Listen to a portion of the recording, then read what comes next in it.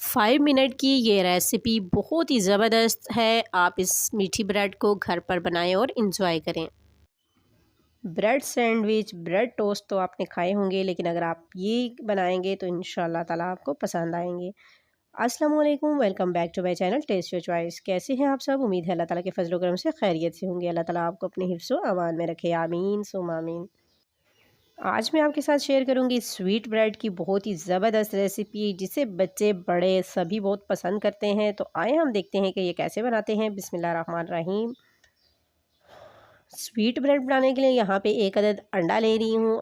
अंडे को हम किसी बर्तन में डाल देंगे और इसके साथ ही इसमें पाउडर शुगर जो है मैं वो ऐड कर रही हूँ 1 टीस्पून। मैंने 3 ब्रेड बनानी है तो इसके लिए एक अंडा, 1 टीस्पून पाउडर शुगर और 2 से 3 टेबल स्पून जो है वो दूध के काफ़ी हैं। इन तमाम चीज़ों को अच्छे से मिक्स करके फेंट लेंगे।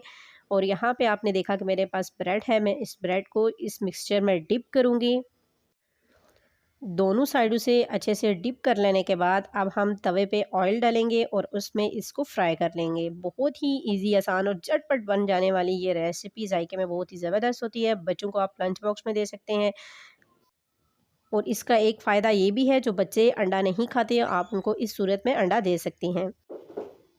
2 टेबल स्पून तवे पर मैंने ऑयल डाला था और ऑयल के गर्म होते मैंने इसमें ये ब्रेड रख दी थी और इसको दोनों तरफ से अच्छी तरह से सेक लेंगे। अगर आपको क्रिस्प चाहिए तो आप इसको ज़रा ज़्यादा फ्राई कर लें इसमें, और अगर आपको नॉर्मली चाहिए तो नॉर्मल आप इसको बना लें।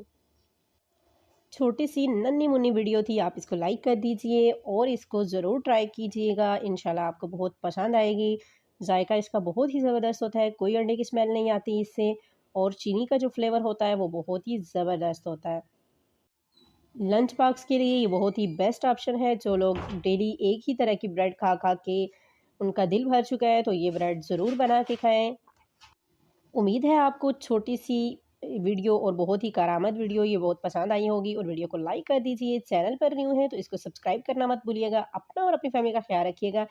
फिर मिलेंगे एक न्यू रेसिपी के साथ, तब तक के लिए अल्लाह हाफ़िज़।